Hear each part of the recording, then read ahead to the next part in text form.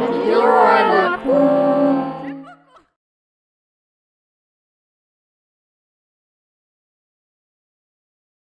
Salut à tous, j'espère que vous allez bien. Aujourd'hui, nouvelle vidéo à la con consacrée à un lecteur de défauts. Une petite valise que j'ai achetée, une Icarsoft, que j'ai achetée il y a à peu près un mois et demi, pour justement tout ce qui est lire les codes défauts et tout ça. Donc c'est pas un petit boîtier tout simple, c'est un truc un petit peu plus gros que j'ai payé un petit peu plus cher, dans les 260 € à peu près, sur Icarsoft France, parce que Icarsoft je crois que c'est américain. Et il y a un distributeur en France. Et j'ai pris cette valise en fait parce que c'est une des seules qui fait, enfin des seules que j'ai trouvé et à un prix à peu près correct, qui fait la régénération forcée. Parce que en fait moi j'ai ma 300 qui ne régénérait plus toute seule. Et du coup j'étais obligé de faire une régénération forcée pour remédier à un petit problème que j'avais au démarrage. J'avais une sonde qui se foutait en défaut parce qu'en fait la température de sortie de FAP n'était pas bonne. Et en fait ça me foutait un défaut et ça me foutait la voiture en branle. Et en fait c'est parce que mon FAP était je pense à un bon 90% bouché. Et du coup quand je mettais en route, les températures, les gaz d'échappement étaient refroidis pas comme il faut en passant le FAP. Et en sortie de FAP, la sonde a détecté que c'était pas bon. Donc a foutu la bagnole en défaut pour une connerie. Et en fait j'ai fait une régénération forcée avec cet appareil et ça m'a résolu mon problème, quoi. Donc c'est plutôt efficace. Alors je vais vous faire voir. Voilà, donc ça se présente dans une pochette comme ça. On va enlever l'appareil, c'est pas grave. Je sais pas si vous voyez bien. Voilà, là, comme ça. Hop, voilà, Icarsoft, on reçoit ça dans un coffret carton, puis après voilà, il y a une petite pochette qui est bien sympathique. Donc c'est distribué par Icarsoft France. Donc l'appareil il se présente comme ça. Voilà, c'est comme une bonne petite valise. Alors, je suis en plein soleil, mais bon voilà. Hein, comme ça, voilà. Donc là, on branche directement au-dessus et puis sur la voiture. Donc il n'y a pas de batterie, rien du tout là-dessus, hein. Ça s'allume quand on branche sur la voiture, hein. Donc c'est assez simple d'utilisation, hein. Il y a quelques petits boutons, mais c'est pas tactile. Mais des boutons simples d'utilisation. Voilà, donc avec ça, c'est la rallonge d'origine. Voilà, et puis moi, j'avais eu en cadeau une rallonge un peu spécifique qui était vendue avec en plus. Donc en fait, c'est pour rallonger celle-ci si elle n'est pas assez longue. Et puis la notice, hein, bien sûr, donc il y a anglais, allemand et français. Donc voilà. Donc là, en fait, moi j'ai pris voilà essentiellement pour la régénération forcée que j'ai testé sur la mienne, ça a marché nickel. J'ai testé sur mon C4 Picasso Citroën, impeccable aussi. Ça a bien fumé d'ailleurs, hein. Il devait bien être crade parce que ça a fumé. Je croyais que j'allais faire un joint de culasse parce que ça fumait vraiment dégueulasse, quoi. Donc, mais bon, c'était impeccable.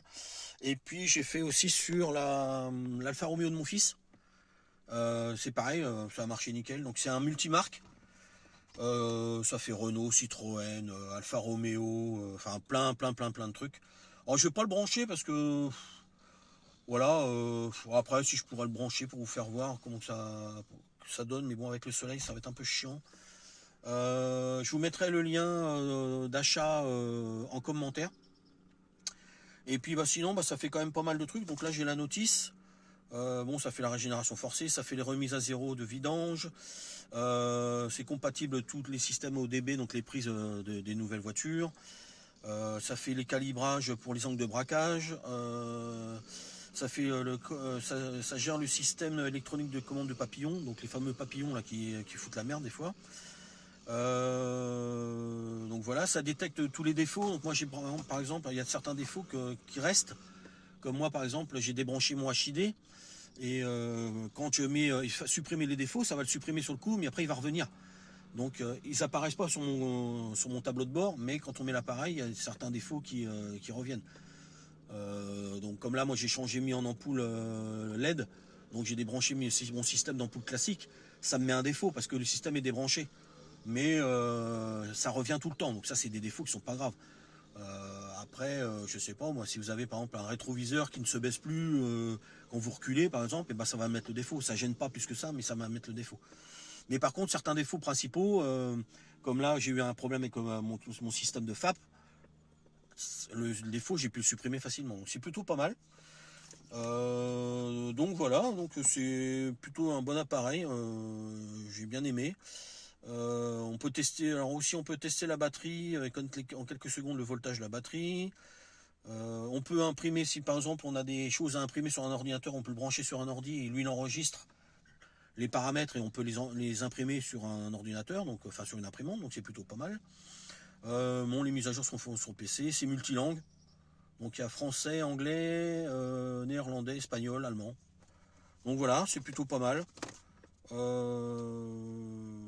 Donc moi je vous le conseille, bon c'est un petit budget, c'est vrai, moi j'ai mis un petit peu de temps avant de l'acheter parce qu'il fallait quand même que je mette un peu de sous de côté parce que c'est 260 balles, faut quand même les sortir. Et puis voilà, franchement, très bon appareil. Donc voilà. Hop, pardon, tac. Ouais, donc plutôt simple d'utilisation. Puis franchement, c'est super facile à utiliser. Alors il y a certaines fonctions dedans, comme par exemple pour la régénération, c'est marqué en anglais. C'est pas traduit en français. Donc moi, comme je suis pas fortiche en anglais, bah, j'ai utilisé Google Traduction. Et après, on se met au-dessus de l'appareil.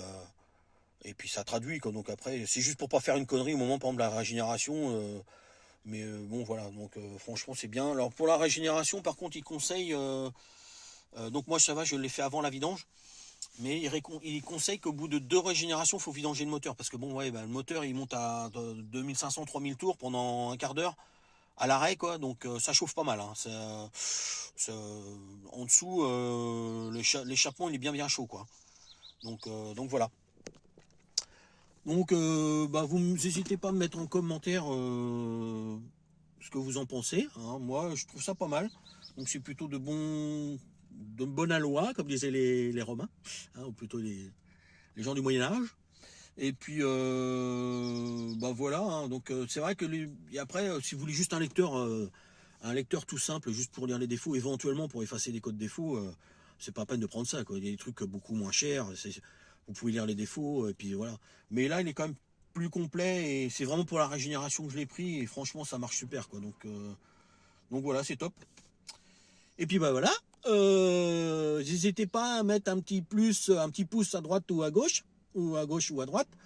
Et puis voilà, si la vidéo vous a plu, vous n'hésitez pas à me le mettre aussi. Un petit abonnement pour ceux qui ne sont pas abonnés.